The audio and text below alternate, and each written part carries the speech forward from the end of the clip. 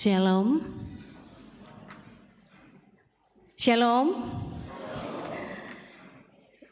Selamat berjumpa kembali di minggu pertama tahun 2024. Mohon waktu kita sejenak untuk mendengarkan beberapa penekanan warta jemaat Rantepao Minggu 7 Januari 2024. Yang pertama, ibadah syukur keluarga Bapak Andarias Tasinan dan Ibu Agustina Patta atau Nenek Dirga di kelompok pelayanan 5 akan dilaksanakan pada hari Minggu 14 Januari 2024 pada pukul 12 siang. Atas perhatian dan kehadiran warga jemaat Rantepao diucapkan terima kasih. Yang kedua, poin 16 dalam warta jemaat. Pelayanan pemberkatan perkawinan kepada warga jemaat Rantepao yaitu Saudara Ardi Paltan Rego dengan Saudari Novianti akan dilaksanakan pada hari Kamis 11 Januari 2024 di Gereja Toraja Jemaat Sion Home Base Mapa Deceng, Klasis Masamba. Resepsi perkawinan dilaksanakan tanggal yang sama di rumah kediaman mempelai perempuan di Kecamatan Mapadeceng, Luwu Utara. Dan persiapan perkawinan Saudara Ardi Paltan Rego dan Novianti akan dilaksanakan di kelompok pelayanan 1A pada Rabu 10 Januari 2024 pada pukul 16.30 di rumah keluarga Agustinus Rego. Mohon dukungan doa warga jemaat Rantepao. Poin 17 dalam warta jemaat, ibadah penghiburan dalam rangka pemakaman almarhumah Sarah Tiku atau Nenek Tiku, orang tua dari Bapak Ishak Sapan atau mertua dari Ibu Yohana Tandek, anggota jemaat Rantepao kelompok pelayanan 5 di rumah kediaman Pasang Dende Tombang, Kelurahan Pasang, akan dilaksanakan pada hari Senin 8 Januari 2024 pada pukul 17. Ibadah tersebut akan dilayani oleh Majelis Gereja Toraja Jemaat Rantepao. Poin 12 dalam warta jemaat, rapat pimpinan Majelis Gereja Jemaat Rantepao akan dilaksanakan pada hari Selasa tanggal 9 Januari 2024 pada pukul 16 atau 4 sore di Gedung Gereja Jemaat Rantepao.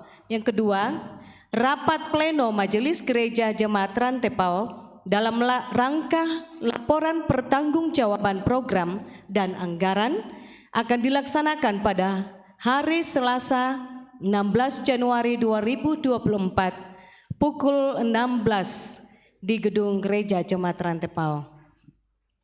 Poin yang ke-22 dalam warta jemaat,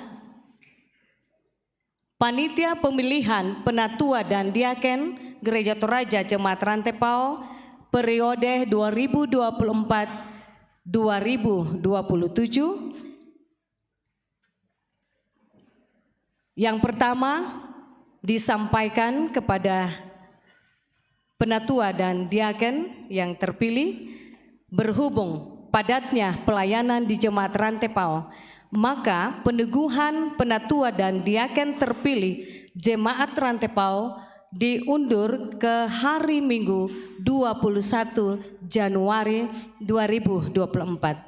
Kedua, pembekalan penatua dan diaken terpilih periode 2024-2027 akan dilaksanakan pada tanggal 18 sampai 19 Januari 2024 pada pukul 16. Ketiga, gladi dalam rangka peneguhan penatua dan diaken periode 2024-2027 Jemaat Rantepao akan dilaksanakan pada tanggal 20 Januari 2024 pada pukul 15 atau jam 3. Ada warta tambahan disampaikan kepada warga jemaat Rantepao bahwa berdasarkan rapat harian diperluas Badan Pekerja Sinode Gereja Toraja pada tanggal 15 November 2023 telah membicarakan proses mutasi pendeta Gereja Toraja tahap pertama tahun 2024, memutuskan untuk memutasi pendeta Tabita Manggawa STH dari Jemaat Rantepao Klasis Rantepao ditempatkan ke Jemaat Ramah Klasis Makassar Tengah. Untuk proses penguraian dikoordinasikan dengan Badan Pekerja Klasis Rantepao dan BPSW 2 Rantepao. Yang kedua, telah meninggal dunia Bapak Martin Luther Elok Maran atau orang tua dari Ibu Rina Elmas atau mertua dari Bapak Pendeta Efraim Asang Matasak STH pada hari Sabtu 6 Januari 2024 di Rumah Sakit Umum Laki Padada, dan jenazah sekarang berada di rumah kediaman di Rano. Segenap majelis gereja dan warga jemaat Rantepao menyatakan rasa duka yang mendalam. Kiranya keluarga dihiburkan dan dikuatkan. Demikian penekanan warta jemaat dan tambahan warta. Selamat beribadah, Tuhan memberkati kita sekalian.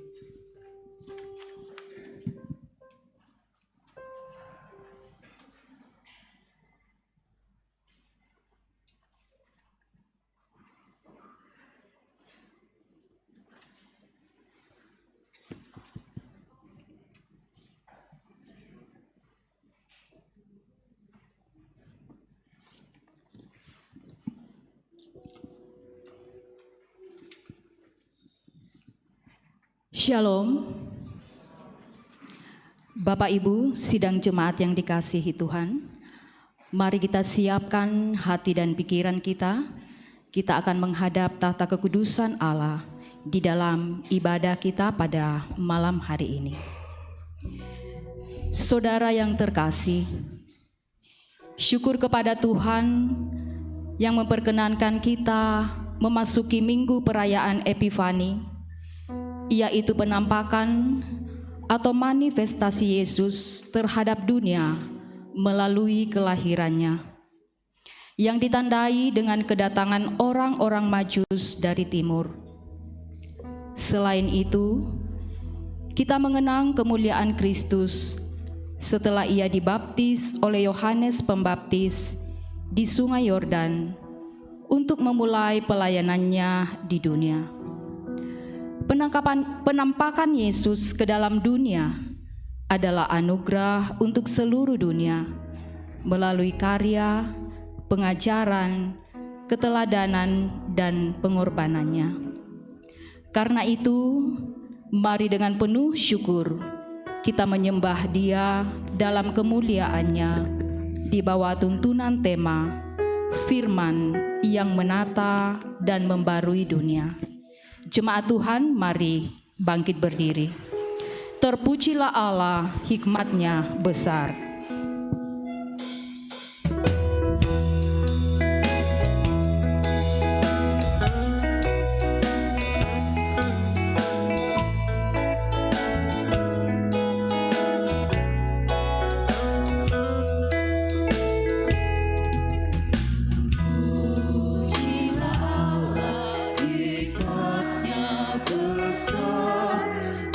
Begitu kasihnya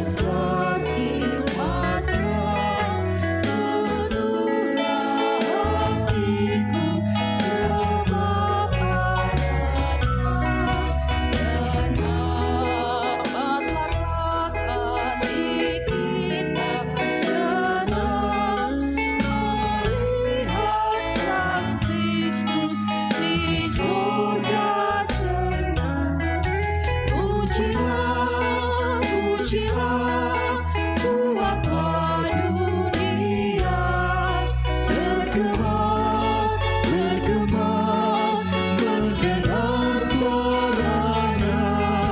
Dapatkanlah Allah demi putranya, Dipuji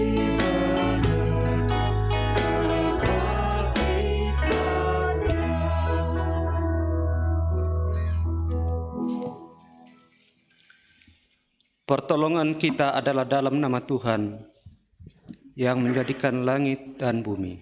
Amin,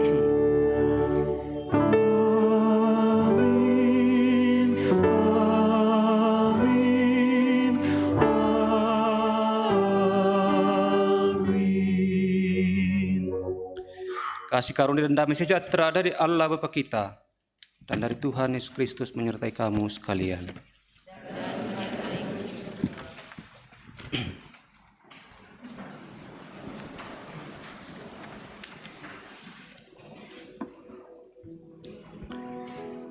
Bapak, Ibu, saudara-saudara yang kekasih,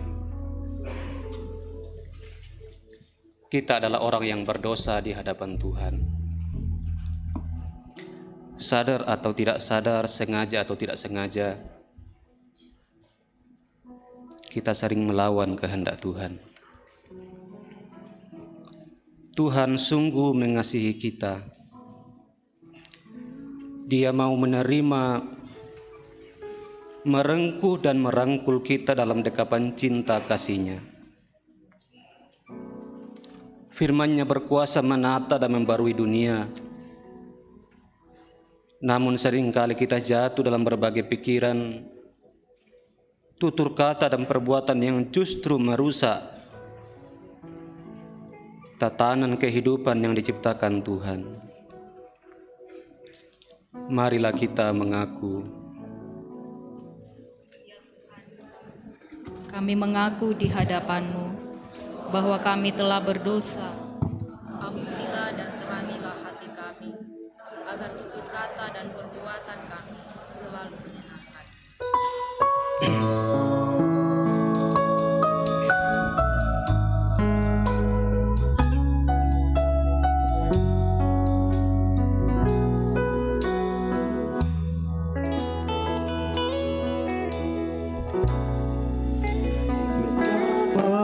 Aku mencintai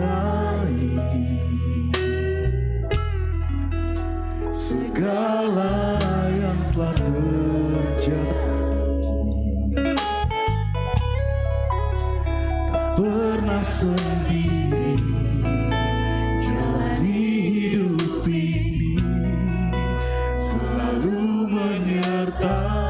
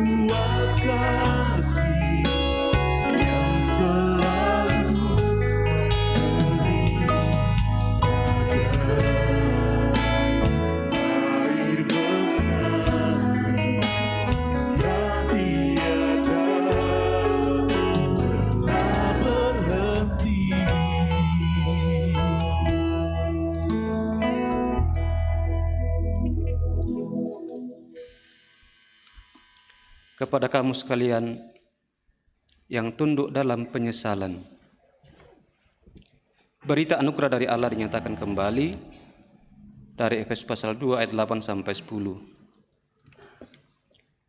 Sebab karena kasih karunia kamu diselamatkan oleh iman. Itu bukan hasil usahamu tetapi pemberian Allah. Itu bukan hasil pekerjaanmu. Jangan ada orang yang megahkan diri, karena kita ini buatan Allah diciptakan dalam Kristus Yesus untuk melakukan pekerjaan baik yang dipersiapkan Allah sebelumnya. Ia mau supaya kita hidup di dalamnya.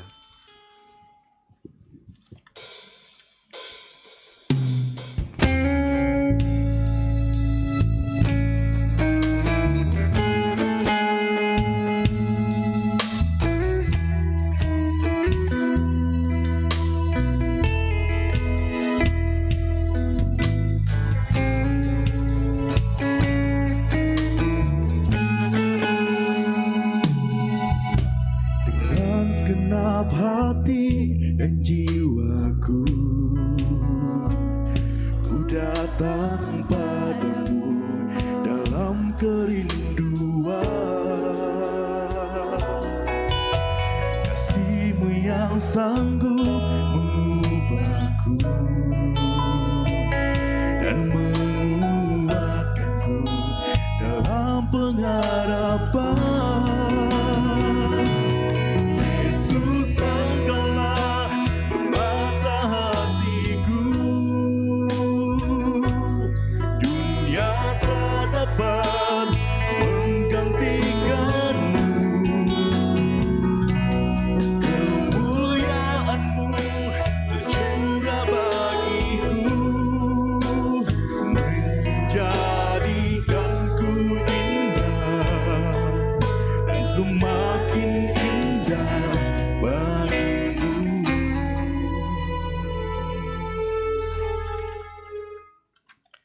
Bagi kita yang dikasihi Tuhan, dengarkanlah petunjuk hidup baru dari Markus pasal 1 ayat 7.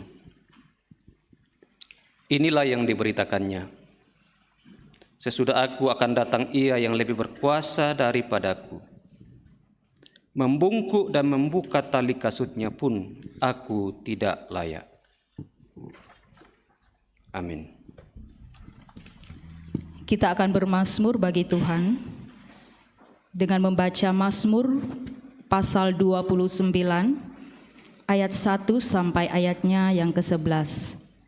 Mazmur 29 ayat 1 sampai ayatnya yang ke-11 kita akan membaca secara alternatif, yaitu laki-laki dan perempuan. Kalimat yang tercetak keluar akan dibaca oleh laki-laki, dan kalimat yang tercetak ke dalam akan dibaca oleh perempuan. Kebesaran Allah dalam badai. Kita mulai. Kepada Tuhan, hai penghuni sorgawi. Kepada Tuhan sajalah kemuliaan dan kekuatan. Berilah kepada Tuhan kemuliaan namanya. Sujudlah kepada Tuhan dengan berhiaskan kekudusan. Suara Tuhan di atas air. Allah yang mulia mengguntur, Tuhan di atas air yang besar. Suara Tuhan penuh kekuatan. Suara Tuhan penuh semarak. Suara Tuhan mematahkan pohon aras. Bahkan Tuhan menumbangkan pohon aras Libanon. Ia membuat gunung Libanon melompat-lompat seperti anak lembu. Dan gunung Sirioni seperti anak banteng. Suara Tuhan menyemburkan nyala api. Suara Tuhan membuat padang gurun gemetar. Tuhan membuat padang gurun Kadesi gemetar. Suara Tuhan membuat beranak rusa betina yang mengandung. Bahkan hutan digundulinya, dan di dalam baitnya setiap orang berseru, hormat. Tuhan bersemayam di atas air bah. Tuhan bersemayam sebagai Raja untuk selama-lamanya. Tuhan kiranya memberikan kekuatan kepada umat-Nya. Tuhan kiranya memberkati umat-Nya dengan sejahtera. Amin.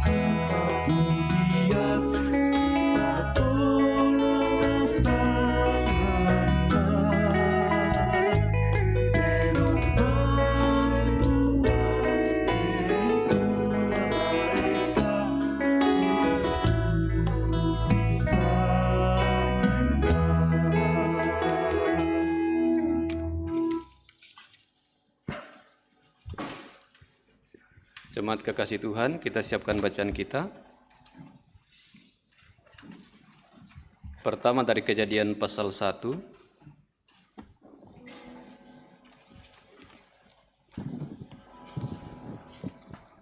Kedua dari Kisah 19.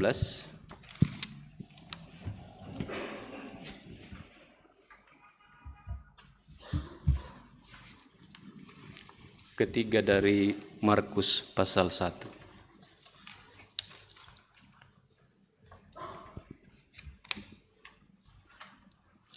Kejadian pasal 1, Kisah 19, dan Markus pasal 1.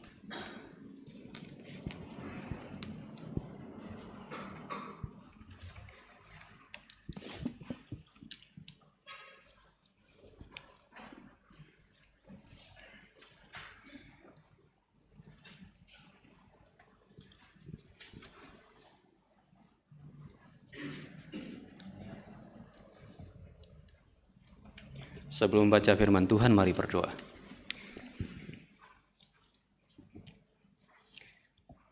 Kami orang-orang yang Tuhan cintai, yang Tuhan sayangi, yang Tuhan pelihara, bahkan dalam pergumulan seberat apapun, cinta dari Tuhan tetap tampak. Kasih sayang dari Tuhan tetap kami nikmati. Karena itu kami hadir di sini bersama-sama bersatu hati, merendahkan diri di hadapan-Mu, menyembah Engkau. Karena Tuhan layak mendapat pujian. Tuhan layak mendapat penyembahan dari kami. Terpujilah Tuhan Allah kami. Dimuliakanlah Engkau di seluruh hidup kami, di seluruh semesta raya. Kami akan membaca, kami akan mendengar, kami akan merenungkan firman Tuhan. Tuhan tahu keterbatasan kami masing-masing. Karena itu kami mohon kerja kuasa Roh Kudus, Roh Allah sendiri, kepada setiap kami, agar kami diteguhkan dengan firman Tuhan. Kami juga ditegur, kami juga dikuatkan. Berbicaralah ya Tuhan, kami siap mendengar. Dalam nama Tuhan Yesus kami berdoa. Amin.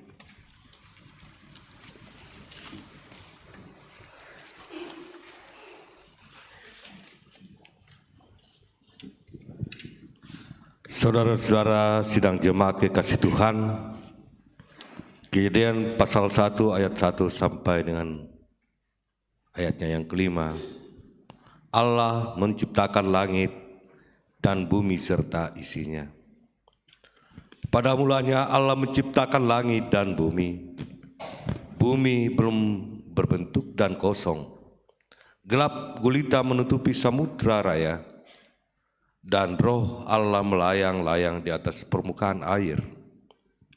Berfirmanlah Allah, jadilah terang, lalu terang itu jadi.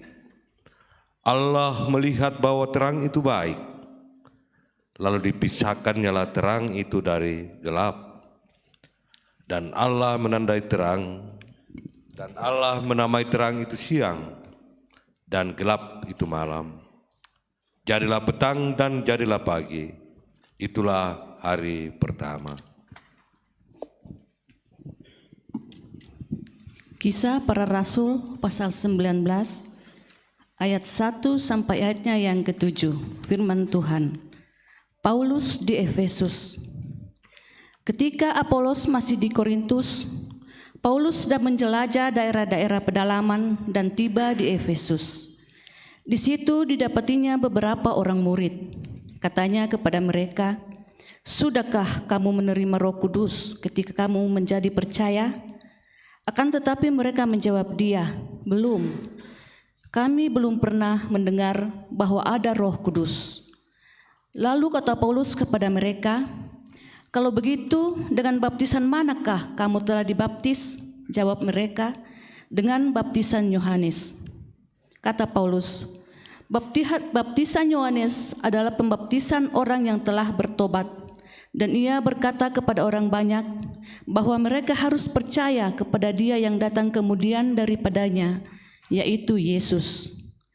Ketika mereka mendengar hal itu, mereka memberi diri mereka dibaptis dalam nama Tuhan Yesus. Dan ketika Paulus menumpangkan tangan di atas mereka, turunlah Roh Kudus ke atas mereka, dan mulailah mereka berkata-kata dalam bahasa roh dan bernubuat. Jumlah mereka adalah kira-kira 12 orang. Amin, firman Tuhan. Haleluya.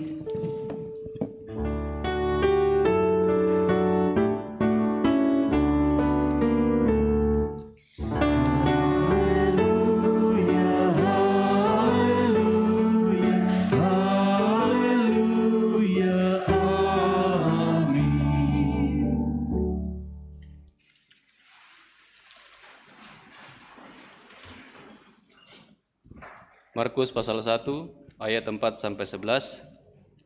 Saya membacanya dalam terjemahan baru 2. Markus pasal 1 ayat 4 sampai 11. Demikianlah Yohanes Pembaptis tampil di padang gurun dan memberitakan baptisan tobat untuk pengampunan dosa. Maka berdatanganlah kepadanya orang-orang dari seluruh daerah Yudea dan semua penduduk Yerusalem, dan sambil mengaku dosanya mereka dibaptis olehnya di sungai Yordan.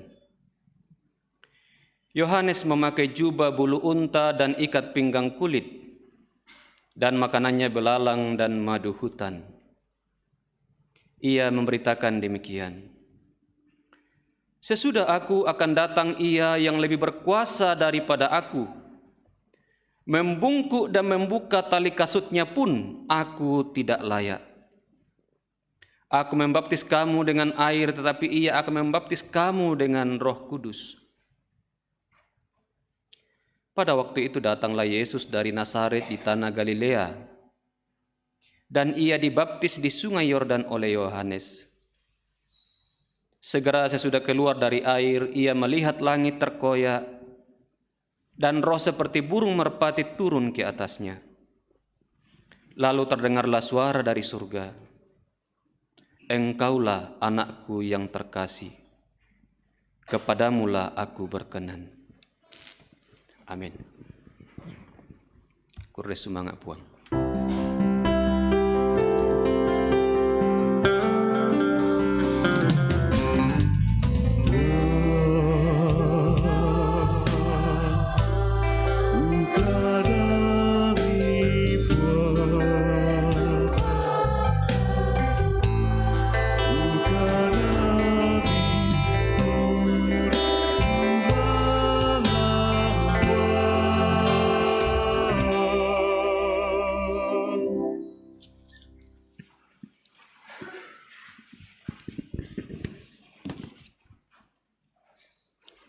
Mohon Bapak Ibu berdiri kembali.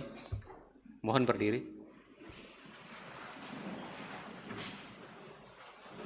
Mohon duduk kembali.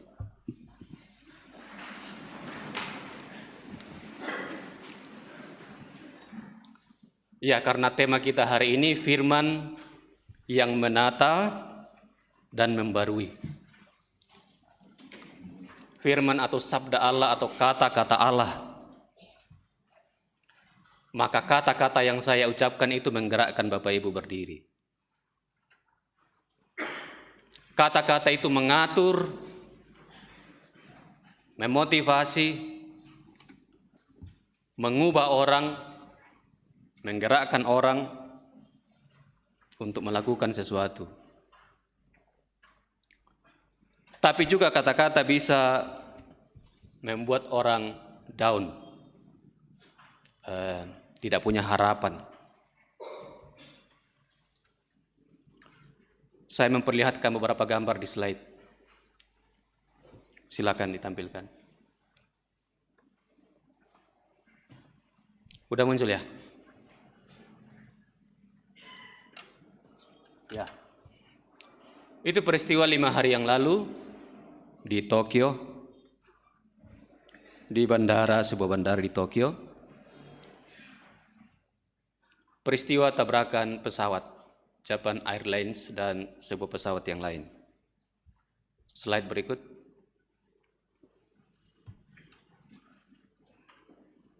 Ya, ini peristiwa ketika kondisi pesawat sudah terbakar. Berikut. Ya, ini sudah terbakar sekali. Next. Ini sebenarnya sebelumnya, tapi yang saya mau tampilkan di sini adalah ketika penumpang turun dari seluncuran. Berikut. Dan ini peristiwa yang terakhir. Ini kondisi pesawat yang terakhir. Sudah hangus total. Next. Ini slide ketika awak kabin atau pramugari menyampaikan beberapa kata-kata yang menata, mengatur penumpang sampai penumpang semua turun. 379 penumpang selamat, tak ada yang luka-luka karena kata-kata. Kata-kata dari pramugari ini mengatur penumpang, bayangkan hampir 400 orang. Dan penumpang bisa mengikuti, taat, dan mereka selamat. Pesawat umumnya ini pesawat Airbus 350, itu umumnya punya pintu darurat 8. Ada 2 di depan, kalau kita naik pesawat ya. Pramugari selalu menunjukkan 2 di depan, ada 4 di tengah, ada 4 ya. 2 di sana, 2 di sana. Di belakang ada 2 lagi. Tapi pintu belakang tidak dibuka, pintu tengah juga nggak dibuka, hanya satu pintu. Satu pintu 379 orang lewat. 5 hari yang lalu. Ketika saya baca search berita-berita dari berita nasional dan berita dari luar negeri soal ini, saya lalu terbayang gimana kalau ini peristiwa ini terjadi di Indonesia. Juga diberitakan bahwa di pesawat ini pembesar suara yang selalu biasa digunakan oleh pramugari itu tidak berfungsi. Sementara pesawat ini jauh lebih panjang daripada gereja kita ini, jauh lebih panjang ke belakang.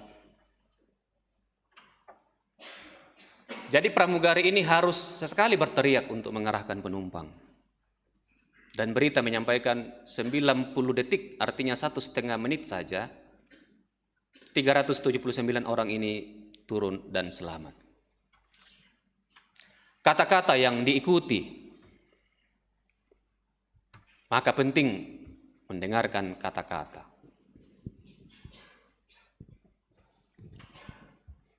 Di Indonesia kita sekarang 278 juta penduduk Indonesia. Kata-kata siapa yang paling didengarkan di Indonesia kira-kira? Dari 278 juta penduduk, kata-kata siapa yang paling didengarkan di Indonesia? Atau paling dicari? Presiden. Maju mundurnya sebuah bangsa ditentukan oleh kata-kata presiden. Maka penting kita mengikuti Pilpres tanggal berapa itu? Tanggal 14, terutama bagi pemilih pemula, ikutilah. Berdoalah dan cobloslah sesuai dengan hati nurani. Semakin tinggi kekuasaan seseorang, semakin tinggi jabatan seseorang, kata-katanya makin dicari. Kata-katanya makin penting. Dan bacaan kita juga berbicara tentang kata-kata. Ketika yang terbesar di seluruh semesta, ketika yang paling berkuasa di seluruh semesta berkata-kata, maka bumi tertata dengan baik. Bacaan kita yang pertama, Kejadian pasal 1, pada mulanya Allah menciptakan langit dan bumi. Bumi belum berbentuk dan kosong.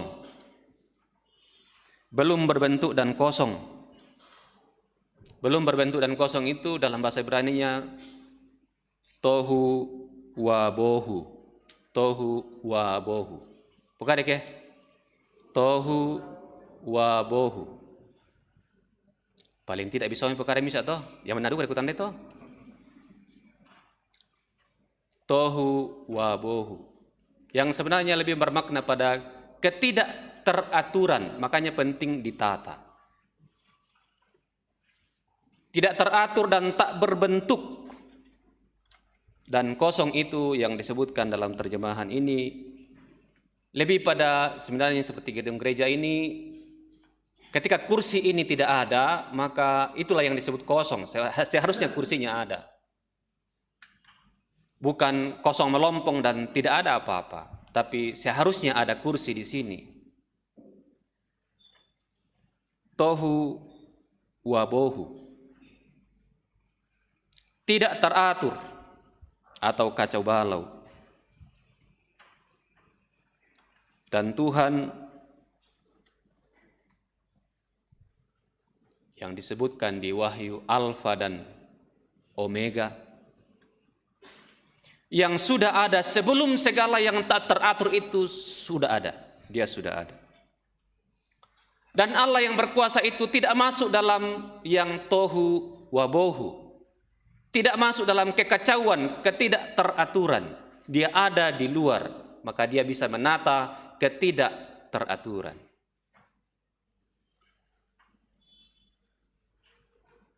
Bukan dia tidak teratur, tapi dia di luar dari ketidakteraturan, maka dia bisa menata yang tidak teratur atau yang kacau balau. Dialah Allah penguasa yang kata-katanya menata segala sesuatu menjadi baik. Karena itu Bapak Ibu Saudara-saudara, kadang-kadang hidup kita juga kacau. Begitu ya? Ada di antara kita yang belum pernah hidupnya merasa kacau. Semua baik-baik saja, fine-fine saja. Ada yang tidak pernah merasa kacau hidupnya? Tidak ada yang tidak angkat tangan. Terjemahannya kira-kira semua pernah ya? Ya kacau itu kira-kira kita tidak bisa menata pikiran kita, hidup kita, walaupun mungkin hanya beberapa menit, mungkin tidak lama. Atau juga mungkin ada beberapa orang yang cukup lama. Karena itu serahkanlah kekacauan hidup ini kepada yang menata hidup. Kalau alam semesta ini dia bisa tata, maka hidup kita begitu mudah dia tata. Supaya dia atur, supaya dia barui. Hidup kita pribadi, atau juga dalam rumah tangga, supaya rumah tangga kita itu ditata oleh dia. Rumah tangga kita itu diintervensi oleh dia, supaya tertata dan tidak kacau. Atau bagi anak-anak yang mayoritas saya lihat, supaya pendidikan masa depan tertata dengan baik, libatkan sang penata itu. Beri tempat yang semestinya. Sebelum kita ada, dia sudah ada. Sesudah kita tidak ada, dia masih ada. Dia Alfa dan Omega, serahkan hidup kita, ditata oleh dia. Pendidikan kalian, saya juga sedang sekolah sekarang. Pendidikan kita serahkan, masa depan kita serahkan. Supaya tertata, supaya dibarui. Walaupun kadang-kadang, tidak selalu, walaupun kadang-kadang, kekacauan itu perlu juga. Kadang-kadang kekacauan itu juga perlu ada. Ketika gereja di abad 16 sudah makin kacau, sudah banyak penyimpangan oleh pemimpin-pemimpin gereja sendiri. Berdirilah Martin Luther memprotes 31 Oktober 1517. Memberi 95 dalil protes kepada gereja secara umum. Dan protes ini berlangsung sekian lama dan membunuh banyak orang. Itu terjadi dalam sejarah. Terjadi perang. Terjadi kekacauan. Tapi pada akhirnya berhenti Dan gereja yang ditinggalkan, gereja Katolik juga kemudian mereformasi dirinya, memperbaiki dirinya. Hal-hal yang dulu diprotes oleh Luther kemudian juga mereka respon dengan baik dan diperbaiki. Kadang-kadang kekacauan itu perlu untuk meluruskan sesuatu hal yang prinsip, sesuatu hal yang mendasar.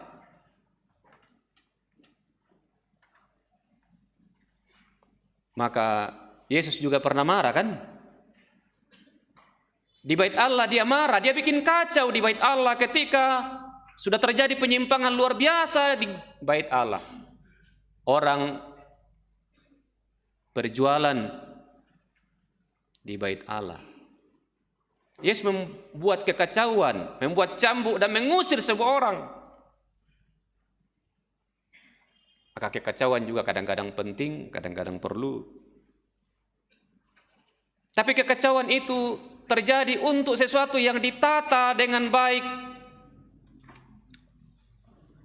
untuk mengembalikan ke rel yang semestinya, ke jalan yang semestinya, ke kehendak Tuhan yang semestinya.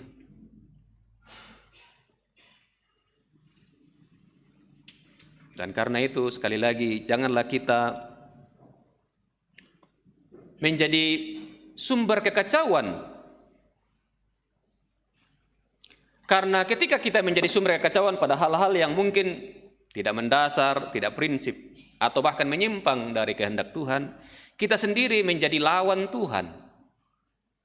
Karena Tuhan menata ketidakteraturan, tohu wabohu. Maka rumah tangga yang sudah akur, sudah baik, sudah diberkati oleh Tuhan, tatalah dengan kehendak Tuhan.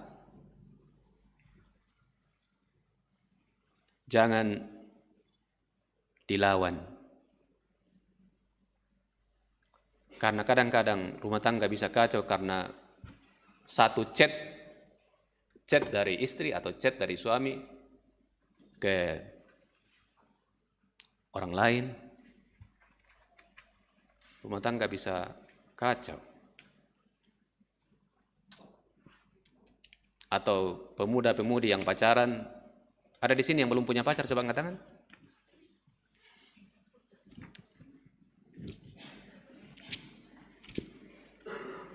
Ada di belakang hanya satu yang pakai masker. Bisa juga terjadi kekacauan di antara orang yang berpacaran karena chat kepada yang lain.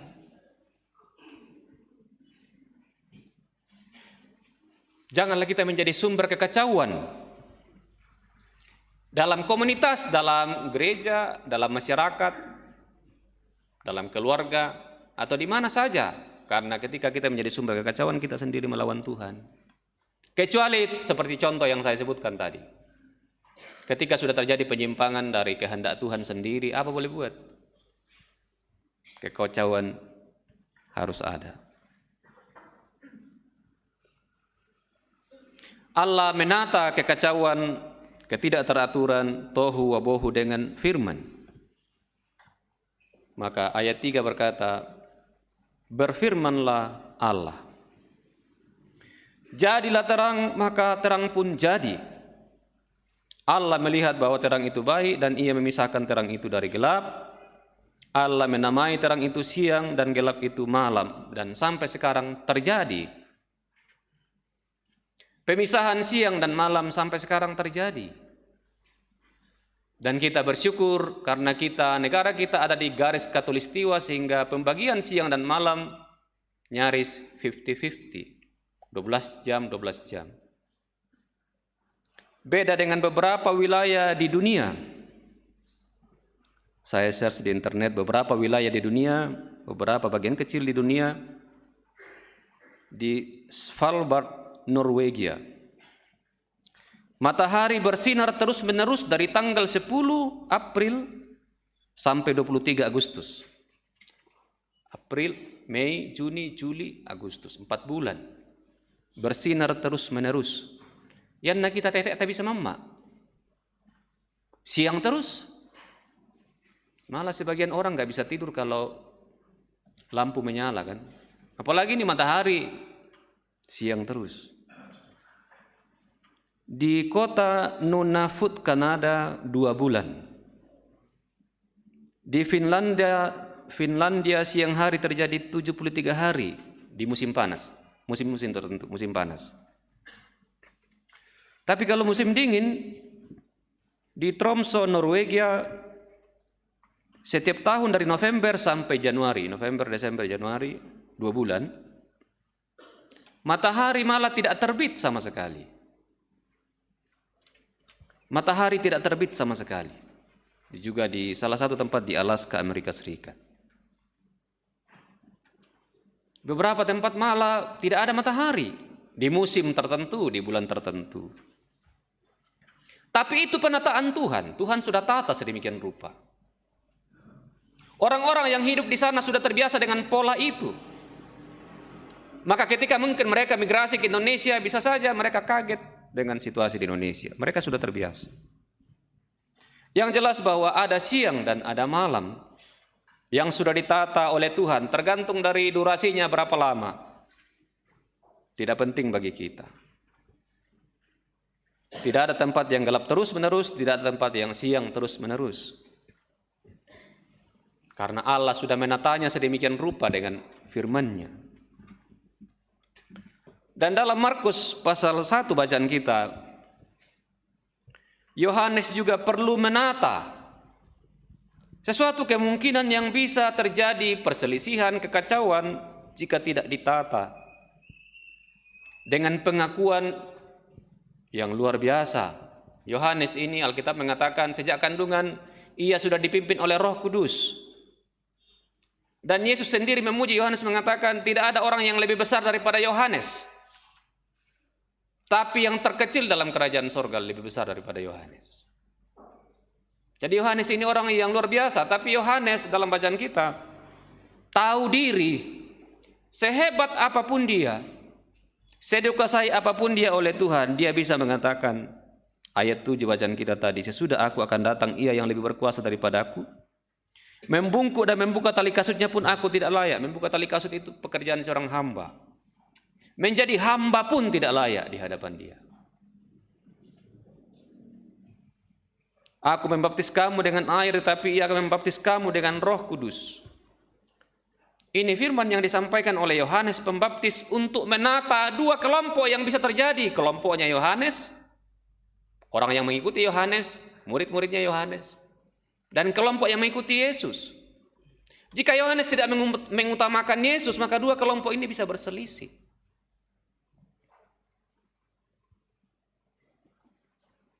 Maka Yohanes perlu menata tentu dengan firman Allah, dengan pengakuan sungguh dia bukan siapa-siapa. Hanya Yesus yang bisa membaptis dengan Roh-Nya. Dan bacaan kita yang ketiga, Efesus. Paulus juga melakukan hal yang sama ketika dia ada di Efesus. Ketika dia berjumpa dengan orang-orang di Efesus yang belum menerima baptisan dalam nama Yesus, dia menata jemaat di sana, mengatur jemaat di sana, membarui jemaat di sana dengan pentingnya membaptis dalam nama Yesus. Supaya tidak ada terjadi kesimpang siuran, ketidakteraturan. Jadi firman Allah disampaikan oleh Yohanes, oleh Paulus untuk menata, untuk mengatur jemaat-jemaat. Tetapi Bapak Ibu Saudara, tadi sudah disampaikan tentang Epifani. Mari kita baca Ibrani pasal 1 ayat 1 dan 2. Mohon satu orang nanti membacakan. Ibrani 1 ayat 1 dan 2. Satu orang membuka Yohanes 1 ayat 14.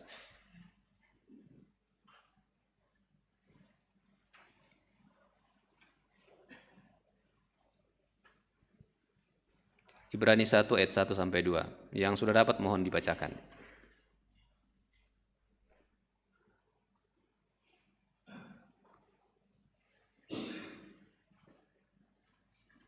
Silakan. Monggo, silakan.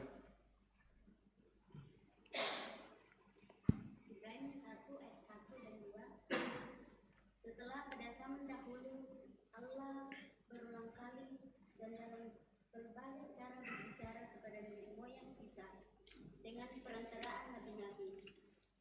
Maka pada zaman akhir ini, Ia telah berbicara kepada kita dengan perantaraan anaknya yang telah Ia tetapkan sebagai yang berhak menerima segala yang ada. Oleh Dia, Allah telah menjadikan alam semesta. Terima kasih. Yohanes 1 ayat 14.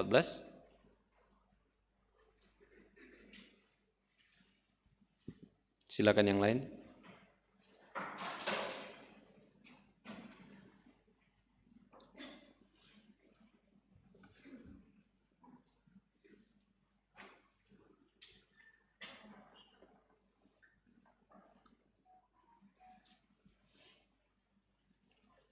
Ya, sudah ada, silakan. Injil Yohanes pasal 1 ayat 14. Firman Tuhan berbunyi, firman itu telah menjadi manusia dan diam di antara kita, dan kita telah melihat kemuliaannya, yaitu kemuliaan yang diberikan kepadanya sebagai anak tunggal Bapa, penuh kasih karunia dan kebenaran. Terima kasih. Pada zaman dahulu di Ibrani disebut, firman Allah berbicara dengan berbagai macam cara. Kepada Adam, kepada Hawa, kepada Abraham, kepada Musa. Dengan berbagai cara. Menata hidup mereka, tapi juga menuliskan firman itu. Sehingga firman itu sampai kepada kita hari ini. Tapi di masa kemudian, Alkitab kita itu ditulis kira-kira 1500 tahun. Buku yang paling lama ditulis di dunia. Dari Musa sampai Yohanes atau Paulus. Lama sekali. Tapi kemudian firman itu menjadi manusia. Epifani. Menjadi tampak. Penampakan diri Allah. Jadi kalau sebelumnya firman hanya dikatakan oleh Allah dan didengarkan manusia, sekarang firman itu dilihat seperti Bapak Ibu melihat saya. Firman itu kemudian bisa diraba oleh murid-muridnya pada waktu itu. Firman, kata-kata Allah, sabda Allah menjadi manusia. Maka yang didengarkan oleh nabi-nabi sebelumnya bisa multitafsir. Di zaman Yesus ada 4 kelompok minimal. Dalam agama Yahudi, Farisi, Saduki, Eseni, Selot. Mereka bisa berbeda-beda tafsiran. Tapi kini firman menjadi manusia, berkata-kata, Yesus mengajarkan. Yesus berbuat, Yesus mati, firman itu mati. Tapi firman itu bangkit.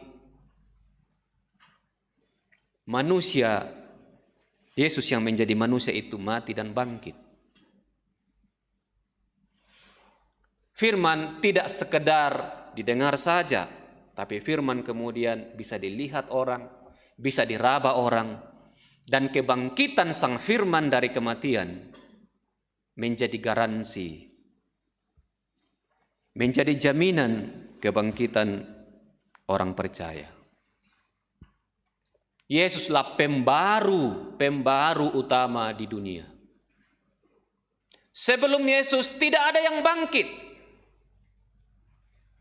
Tetapi Yesuslah yang bangkit pertama kali. Tentu saja ada Lazarus yang dibangkitkan oleh Yesus, tapi kemudian kan mati lagi. Tidak diberitakan lagi namanya. Maka di dalam Yesus ada pembaruan. Maka kita berkata, barang siapa yang ada dalam Kristus, ia adalah ciptaan baru. Maka kita ini akan mati, tapi ada garansi kebangkitan karena Yesus bangkit.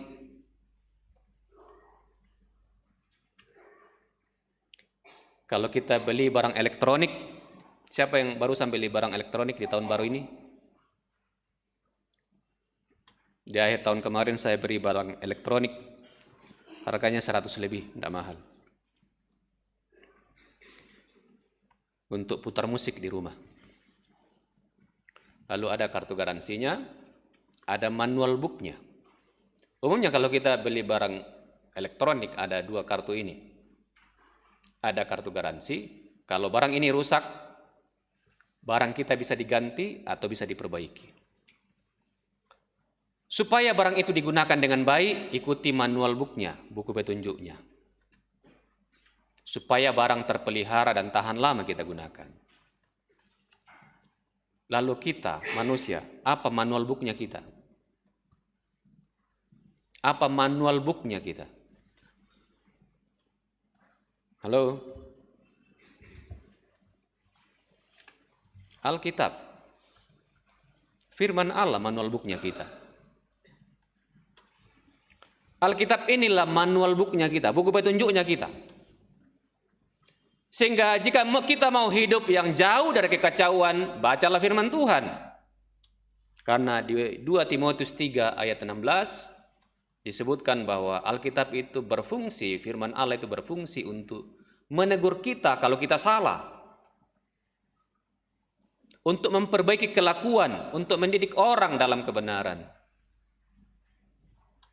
Dari Alkitab ini kita juga mendapatkan petunjuk tentang misalnya ora et labora, berdoa dan bekerja. Bukan hanya berdoa tapi juga bekerja, bukan hanya bekerja tapi juga berdoa. Dan juga firman, sang firman itu, jadi ini firman yang dulu didengarkan oleh nabi-nabi dan sekarang sudah dituliskan di sini. Dan kita bisa baca, kita bisa dengar juga. Tapi firman yang hidup itu, firman yang bangkit dari kematian itu menjadi garansi, menjadi kartu garansinya kita akan kebangkitan. Jadi kita sekarang ini bisa dikatakan memiliki 3 bentuk firman. Yang pertama adalah firman yang tertulis, yang saya sebutkan tadi 1500 tahun ditulis, disampaikan oleh Tuhan dengan berbagai cara kepada para nabi, 40 penulis Alkitab kira-kira. Dan sekarang kita miliki. Lalu firman yang kedua adalah firman yang menjadi manusia, firman yang hidup.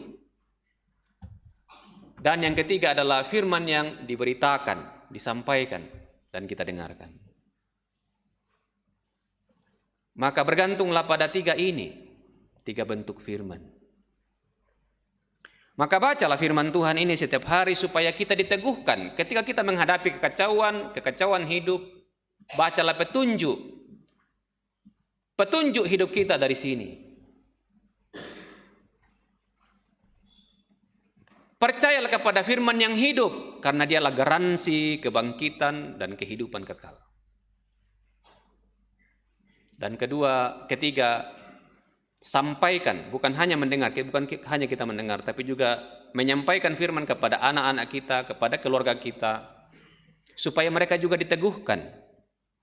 Mungkin kepada teman-teman yang mungkin stres, mungkin kacau hidupnya, sampaikanlah firman Tuhan kepadanya. Supaya ia diteguhkan, dia dikuatkan. Maka jika hidup kita ingin ditata dengan baik, tertata dengan baik, dibarui, maka baruilah dengan firman Tuhan. Baruilah dengan firman yang hidup, yang rohnya ada dalam diri kita. Dan dengarkanlah serta ucapkanlah firman melalui firman Tuhan, Alkitab yang kita bisa baca. Maka jika awak kabin tadi di Japan Airlines dengan kata-katanya bisa menyelamatkan orang 379 dari kebakaran pesawat, maka firman yang hidup bisa menyelamatkan kita dari kebakaran kekal, kebinasaan kekal. Di dalam dialah hidup kita ditata, di dalam dialah hidup kita dibarui. Datanglah pada firman yang hidup, dan bacalah firman yang tertulis, dan sampaikanlah firman yang tertulis kepada sesama. Amin.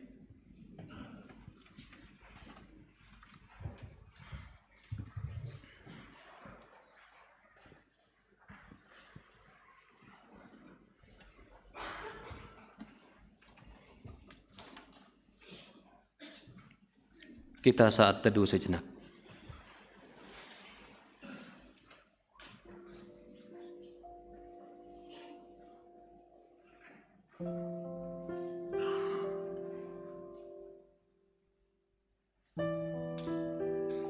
Kalau engkau menghadapi kekacauan hidup, kalau hidupmu terasa kacau, datanglah pada Sang Penata yang agung, Sang Pembaru yang hidup.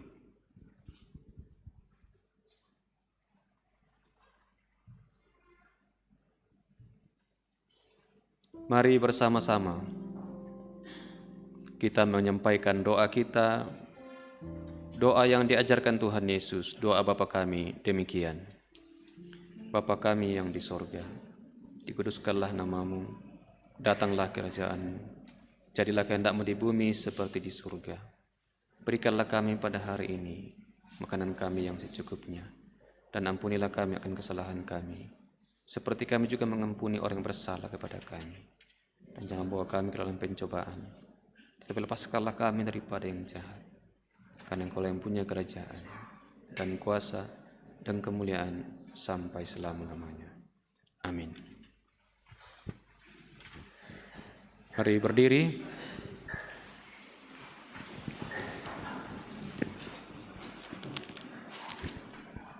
Mari bersama-sama mengungkapkan pengakuan iman kita berdasarkan rumusan pengakuan Nisea Konstantinopel. Kita mulai. Aku percaya kepada satu Allah, Bapa yang Maha Kuasa, Pencipta langit dan bumi, segala yang kelihatan dan yang tidak kelihatan. Dan kepada satu Tuhan, Yesus Kristus, Anak Allah yang tunggal, yang lahir dari Sang Bapa, sebelum ada segala zaman, Allah dari Allah, terang dari terang, Allah yang sejati dari Allah yang sejati, diperanakkan bukan dibuat, sehakikat dengan Sang Bapa, yang dengan perantaraannya segala sesuatu dibuat, yang telah turun dari sorga untuk kita manusia dan untuk keselamatan kita, dan menjadi daging oleh Roh Kudus dari anak darah Maria, dan menjadi manusia yang disalibkan bagi kita di bawah pemerintahan Pontius Pilatus, menderita dan dikuburkan, yang bangkit pada hari ketiga sesuai dengan isi kitab-kitab, dan naik ke surga, yang duduk di sebelah kanan Sang Bapa, dan akan datang kembali dengan kemuliaan untuk menghakimi orang yang hidup dan yang mati, yang kerajaannya tak akan berakhir. Aku percaya kepada Roh Kudus, yang jadi Tuhan dan yang menghidupkan, yang keluar dari Sang Bapa dan Sang Anak, yang bersama-sama dengan Sang Bapa dan Sang Anak disembah dan dimuliakan, yang telah berfirman dengan perantaraan para nabi. Aku percaya satu gereja yang kudus dan am dan rasuli. Aku mengaku satu baptisan untuk pengampunan dosa. Aku menantikan kebangkitan orang mati dan kehidupan di zaman yang akan datang. Amin.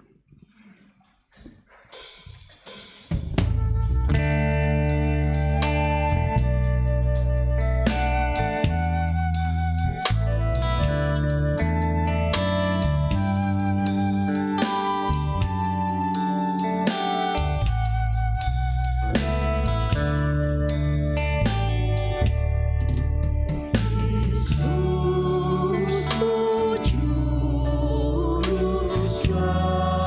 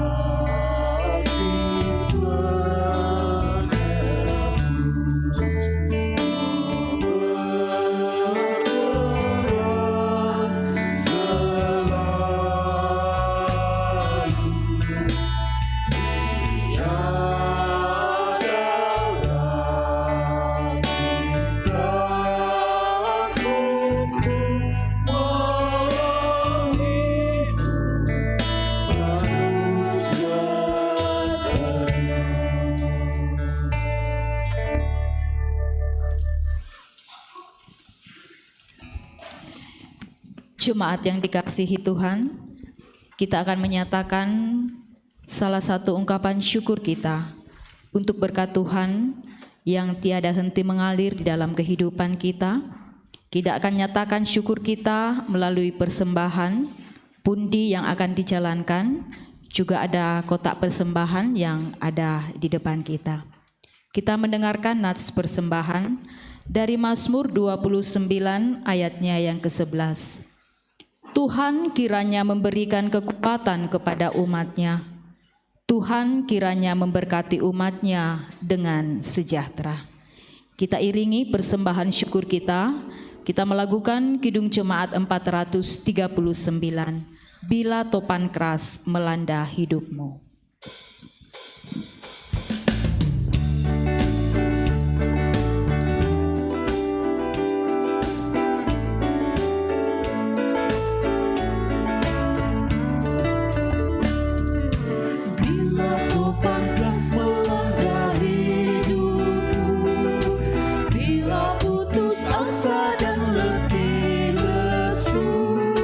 Berkat Tuhan satu-satu itu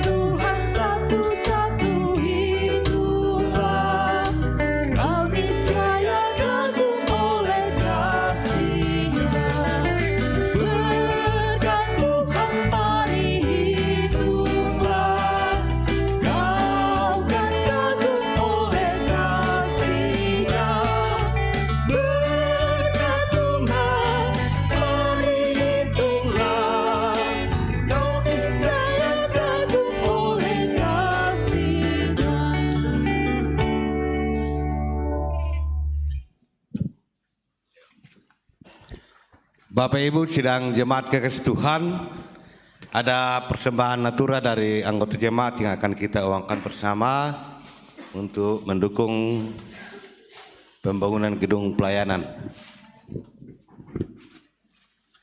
Ya, yang tidak. Iya. Tak ditanda teh kira-kira hasil kebun teh, soalnya memang musim rambutan. Iya, 5.000 satu kali.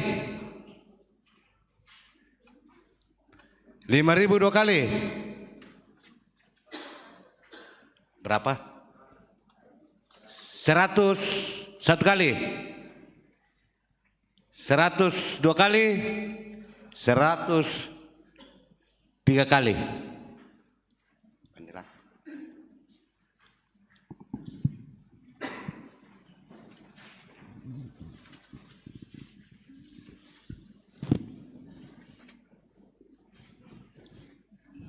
Lau teh, labu. Pira, 5.000. 100 dua kali. 100 tiga kali. Ayah, makasih dikembalikan. 5.000 masih ini nak. Satu kali. 5.000 dua kali. Enak di kola ini.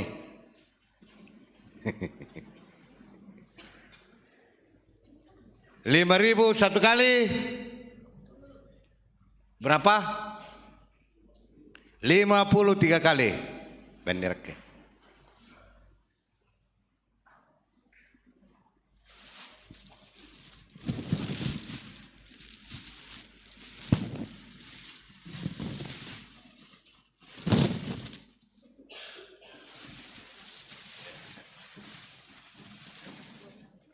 Ya, kantongnya Alfamidi isinya buah naga, 2 biji, 2 biji. Tapi saya lihat ini, ini hasil kebun betul ini, hasil kebun anggota jemaat. Pira kita? 10.000 satu kali, 52 kali, 53 kali.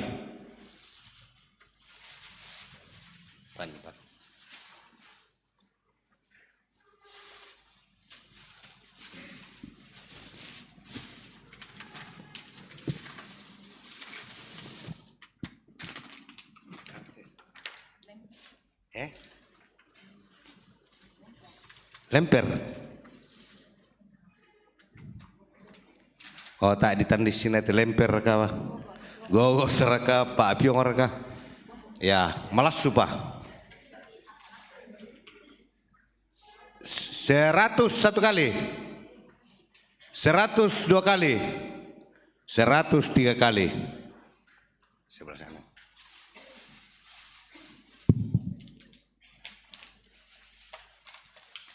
Solana makasih ya. 102 kali, 103 kali.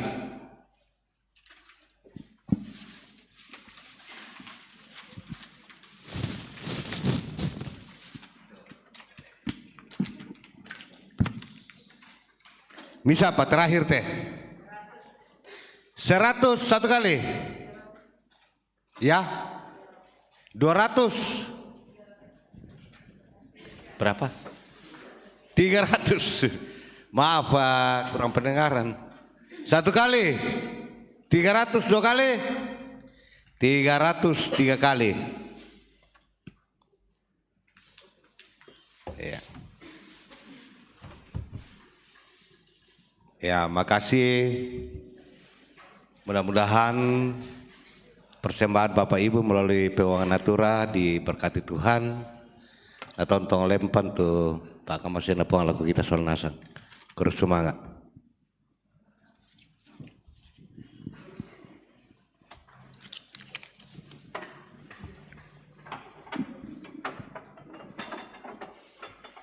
Dalam doa syafaat nanti kita akan berdoa untuk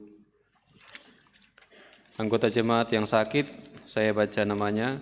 Penatua Juniati Bandaso, Bapak Deoni Lolinggi, Ibu Marta Lobo atau Nenek Pedi, Yohardi Tangketiku, Bapak Eliasar, Ibu Nelly Rido, Bapak YM Sarira, Anak Dede Novit Senolinggi, Opa Sharon atau Papa dari Ibu Fernandi, Ibu Maria Sareang atau Nenek Eka di Rumah Sakit Laki Padada, Ibu Magdalena Dalima atau Nenek Fani, Bapak Daniel Patongloan, Anak Caca, cucu Nenek Kangkung, Bapak Diaken Johan Duma Palulungan, Bapak Yosep Tanan, Ibu Pendeta DM Anggui, Bapak Ishak Maraya Allosomba di Rumah Sakit Elim, Ibu Rio Rita Sainipakan sedang sakit, anak ada Aurel atau Lai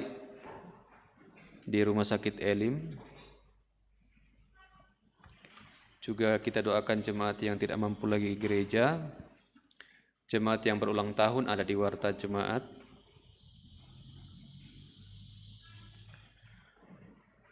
Pemberkatan perkawinan kita doakan Saudara Ardi Paltan Rego dengan Saudari Novianti pada hari Kamis 11 Januari 2024 di Luwu Utara.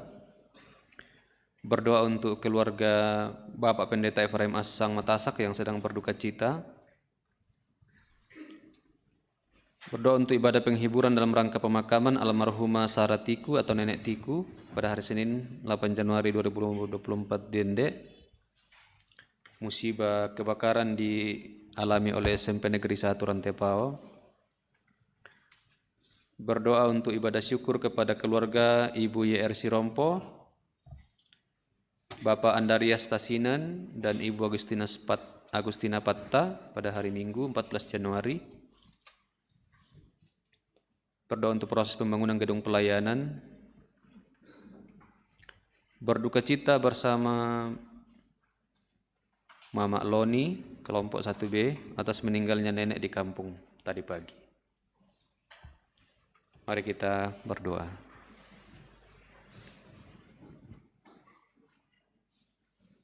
Tuhan yang baik, Bapa yang baik, sungguh sangat baik. Tuhanlah yang menata hidup kami sampai hari ini. Kami bisa mempersembahkan diri kami, hidup kami, natura, pundi, persembahan, juga penyembahan melalui lagu, pujian, dan yang lain-lain. Kiranya semua berkenan di hadapan Tuhan, dan bentuk-bentuk natura yang diserahkan dalam bentuk uang kiranya dikelola dengan baik dalam takut akan Tuhan. Masih lebih banyak yang ada pada diri kami masing-masing. Kiranya kami ditolong oleh Tuhan untuk mengelolanya dengan bertanggung jawab, karena Tuhanlah sumber segalanya. Terima kasih untuk seluruh pelayanan, majelis gereja, pemain musik, dan seluruh yang terlibat dalam pelayanan di jam ibadah ini. Biarlah Tuhan makin menolong mereka semua, mengasihi mereka dalam kehidupan pribadi lepas pribadi. Berdoa untuk kami semua dalam kehidupan pribadi masing-masing, pekerjaan, tugas, tanggung jawab bersama keluarga, agar Tuhan terus menata kehidupan kami bersama orang-orang yang kami kasihi. Untuk anak-anak kami dalam pendidikan, kiranya Tuhan memelihara mereka, menuntun mereka, belajar dengan sungguh, dan merelakan diri diintervensi oleh Tuhan untuk masa depan yang lebih baik. Untuk saudara-saudara kami yang mencari pekerjaan, Tuhan tunjukkan pekerjaan yang terbaik, di mana mereka bisa makin memuliakan Tuhan. Yang mencari pasangan hidup, Tuhan tunjukkan juga pasangan hidup yang terbaik yang bisa menuntun lebih dekat dengan Tuhan. Orang tua kami yang sudah lanjut usia, Tuhan pelihara, terutama mereka yang tidak mampu lagi ke gereja, supaya imannya tetap kokoh di dalam Yesus Kristus. Semua rumpun keluarga kami masing-masing di mana saja, Tuhan pelihara satu persatu.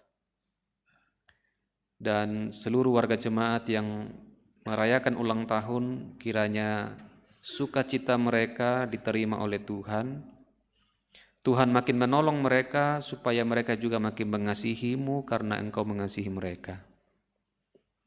Berdoa untuk nama-nama yang sudah disebutkan, yang sakit.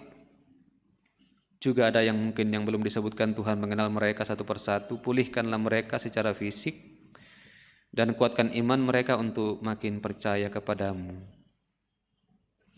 Berdoa untuk rencana pemberkatan perkawinan kepada saudara kami yang sudah disebutkan namanya, berkati persiapan-persiapan mereka, sehingga berkat dari Tuhan untuk rumah tangga yang baru mereka boleh nikmati. Berkati bersama keluarga besar dan seluruh yang mengambil bagian dalam pelayanan pemberkatan perkawinan. Berdoa untuk keluarga-keluarga yang berduka cita, termasuk acara-acara ibadah penghiburan dan pemakaman yang mereka rencanakan. Tuhan memberkati, Tuhan menghibur satu persatu. Kasihanilah mereka ya Tuhan. Juga berdoa untuk keluarga-keluarga yang menyampaikan ibadah syukur secara khusus. Tuhan tolong mereka supaya mereka makin memuliakan-Mu di masa ke depan. Berdoa untuk seluruh rencana pelayanan minggu ini di Jemaat Rantepau ini, di Gereja Toraja secara umum, bahkan di gereja Tuhan di muka bumi, kiranya Tuhan makin dimuliakan melalui hamba-hamba-Mu yang memberi waktu untuk pelayanan. Kami berdoa untuk pembangunan gedung pelayanan, Tuhan menyediakan yang dibutuhkan, agar suatu waktu gedung pelayanan ini boleh selesai. Kami ingat Tuhan, saudara-saudara kami landa musibah, termasuk saudara-saudara kami di SMP 1 Rantepau yang beberapa ruang kelas hari ini terbakar. Tuhan terus menolong mereka di sana. Juga saudara-saudara kami landa peperangan di Gaza Palestina, di Ukraina Rusia, di banyak tempat. Saudara-saudara kami yang mengungsi di Aceh dan di banyak tempat, Tuhan cukupkan kebutuhan mereka. Tuhan sayangi supaya juga perang ini juga boleh berhenti. Berdoa untuk negara kami kiranya dilindungi oleh Tuhan, terutama di masa-masa kampanye ini, supaya tetap terjaga keamanan dengan baik sampai hari pemilihan, bahkan sesudah pemilihan, supaya negara kami makin maju, makin sejahtera, dan makin memuliakan Tuhan di negara ini. Berkati pemerintah kami dari level terendah sampai level tertinggi, supaya makin diberi hikmat. Terima kasih ya Tuhan, masing-masing kami punya rencana, kiranya janganlah rencana kami yang jadi, tapi rencana Tuhan. Atau juga kalau Tuhan mengizinkan pergumulan hidup datang di hidup kami, biarlah kami makin disadarkan bahwa pergumulan seberat apapun tidak akan pernah melebihi kekuatan yang Tuhan sediakan. Kiranya kami makin dibentuk melalui pergumulan-pergumulan yang ada. Jika nanti kami kembali ke tempat masing-masing, Tuhan lindungi sertai kami tiba dengan selamat. Terima kasih ya Tuhan. Ini doa kami, harapan syukur kami, permohonan kami. Kami sampaikan dalam nama Tuhan Yesus Kristus. Amin. Jemaat Tuhan, mari berdiri. Nama Yesus termulia di atas segala nama, agar di dalam namanya semuanya menyembah. Kita lakukan bersama-sama.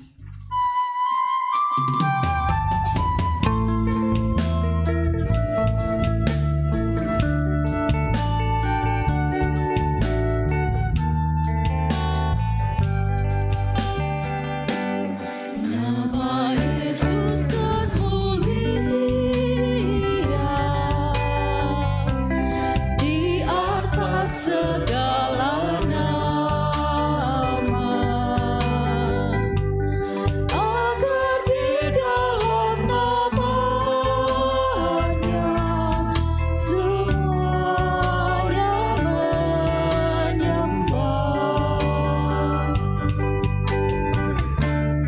yang di bumi dan di surga, teguk lutut memuliakan, selidah pun berkata,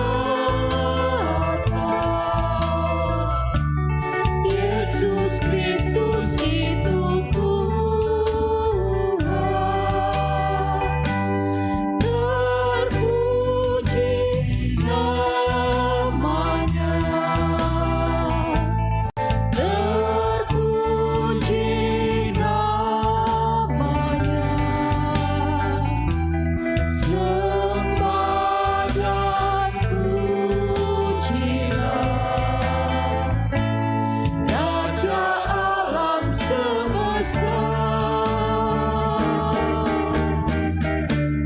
yang di bumi dan di surga, teguk lutut memuliakan, selidah pun berkata, Yesus Kristus itu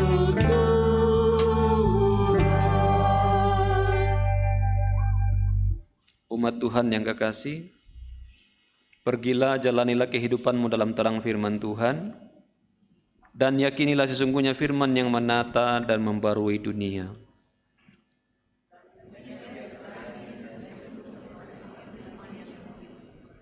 Percayalah kepadanya dengan segenap hatimu dan terimalah berkat-Nya. Tuhan memberkati engkau dan melindungi engkau. Tuhan menyinari engkau dengan wajah-Nya dan memberi engkau kasih karunia. Tuhan menghadapkan wajah-Nya kepadamu dan memberi engkau damai sejahtera. Amin. Kita akan mengakhiri persekutuan kita pada malam hari ini.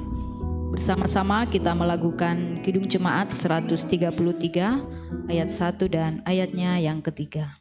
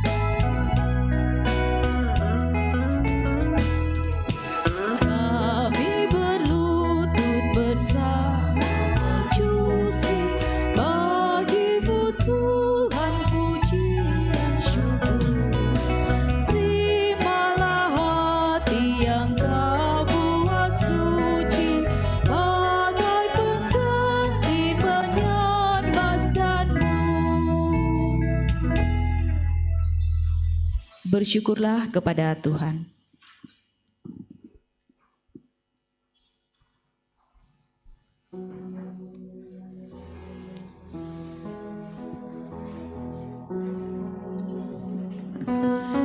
Jemaat yang dikasihi Tuhan, demikianlah ibadah persekutuan kita pada malam hari ini.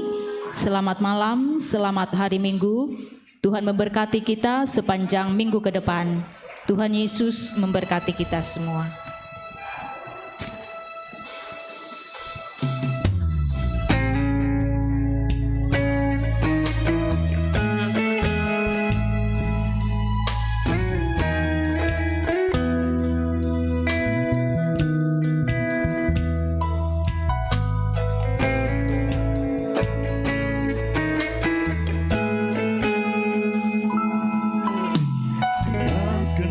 Hati dan jiwa